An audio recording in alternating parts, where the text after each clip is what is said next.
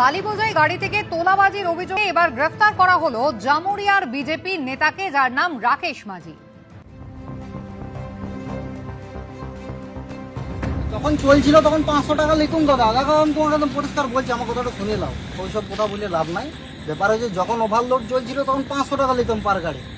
এখন আমিও জানি ওভারলোড চলে না, স্টকের মাল চালাচ্ছে, 200 টাকা করে পয়সা নিয়ে গাড়িগুলো ছেড়ে দিই। কেন পরিষ্কার কথা, আমার মদনতল পঞ্চায়েতে কিছু নাই। এবারে হ্যাঁ, তুমি কেন দিতে যাবো সেটা আলাদা কথা হইলো, আমাদের ছেলেবেলা কি করবে? থানাতে বলা আছে, তা থানাতে ফোন করো, তুমি বলো মদনতলে দাঁড় করানছি, আসো, গাড়িটা দাঁড়ায় রইলো, তুমি আসো। গাছ ওরি এখন করি না, একদম করি না। আমি জানি বালির রেট বেড়ে গেছে, আন্ডারলোড মাইল গেছে, গাছ ওরি আমি করলে পারবো না তোমাদের সঙ্গে। কেন্দি দিবে তোমরা? হ্যাঁ হ্যাঁ হ্যাঁ, ঠিক দাও, 100 টাকা এটা মেন রোড, এটা কোনো গ্রামের ভেতরে রোড নয়, ফাঁকা রাস্তার মধ্যে দাও। ফোনে বলে দাও আমি। হ্যালো,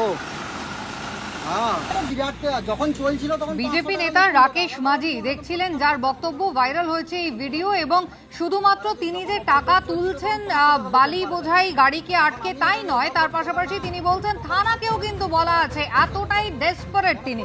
কথা বলবো, কৌশিক গাঁতাইত রয়েছেন টেলিফোন লাইনে। কৌশিক, বারবার বিজেপির পক্ষ থেকে বিজেপি শীর্ষ নেতারা তারা একেবারে স্পষ্ট বলছেন তোলাবাজি কাটমানি সিন্ডিকেট মোটেই বরদাস্ত করা হবে না, দল থেকে বের করে দেওয়া হবে। এই বিজেপি নেতা যাকে গ্রেফতার করা হলো, ঠিক কি অভিযোগ তার বিরুদ্ধে দায়ের হলো?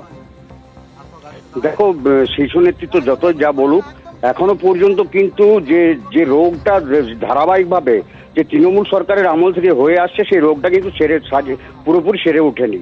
তার প্রমাণ পাওয়া গেলে ভাইরাল ভিডিওটাতে, যেটাতে দেখা যাচ্ছে রাকেশ মাঝি, যে হচ্ছে মদনতল পঞ্চায়েত এলাকার শক্তি প্রমুখ বিজেপির, সে ফোন করে একজন গাড়ির চালককে বা মালিককে, বালি বোঝাই গাড়ির মালিককে, তাকে ফোন করে বলছে যখন ওভারলোডিং চলতো তখন তারা 500 টাকা করে নিত।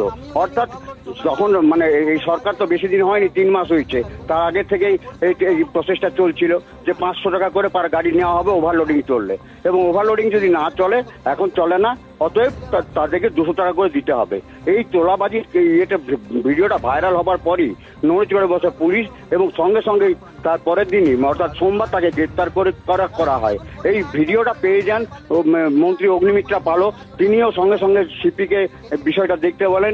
সিপি তাকে রিপ্লাই জানান যে অলরেডি তাকে গ্রেপ্তার করা হয়ে গেছে, এবং তাকে কোর্টে প্রডিউস করা হয়, এবং 3 দিনের রিমান্ড পেয়েছে পুলিশ। কুসুমিতা।